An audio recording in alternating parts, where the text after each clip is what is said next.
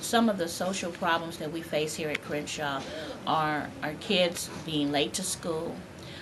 We have a problem with poor attendance. They come to school, but they don't go to class. So how we address that is we have a volunteer team that comes in and they assist our campus aides in getting the kids to go to class. Some of the other areas, we have a huge percentage of our kids are from foster care. These are the kids, for some reason, who have seemed to slip through the system. So we aid them with, sometimes we have to give them transportation to get to school. We do that through our PSA worker. We make sure they have tokens for the bus. Sometimes we have to make sure that they have warm clothes for the winter. We assist them in various ways. We also assist them at prom time. We assist them during homecoming. Some of the kids wanted to go to homecoming. They didn't have money for tickets. So we come together and we find people who will sponsor children for that. At prom time, we find someone who will sponsor kids for prom. Prom is very expensive. And we know that these agencies do have money to provide for these kids, but a lot of times the money doesn't reach the kid. We don't have the power to really go into that. We've asked questions, but so far our questions have not been addressed. Basically, PTA and the Crenshaw Cougar Coalition, as a group of people, we work together to try to find answers and to try to find solutions to a varied amount of problems. Sometimes it's teacher and student. Maybe it's personality. Maybe it could be a lot of things. Sometimes our kids don't actually come from a place of knowing how to do homework.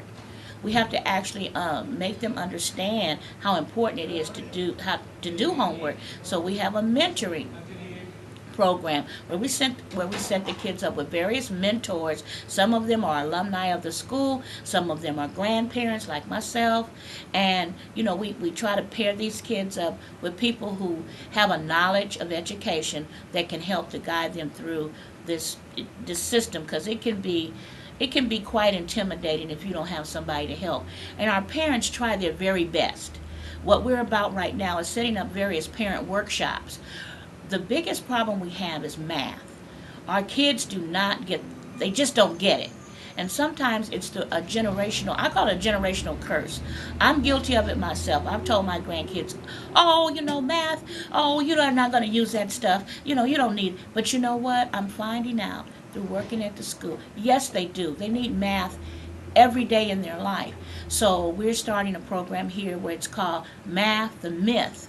And we're going to actually work with parents so that when Johnny comes home with that algebra homework, mom, dad, sister, auntie, grandmother are not intimidated by what they see.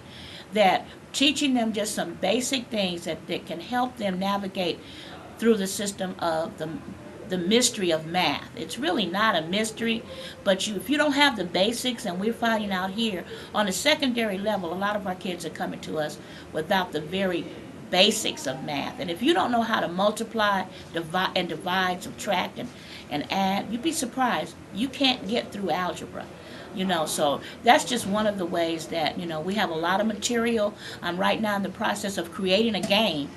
I'm collaborating with some people in our math department. We're actually going to come up with an algebraic game. Simple, something very simple that we can send home. We can make it up right here. We can create it and send it home with parents so that they can actually have something that they can sit down and do with their kids.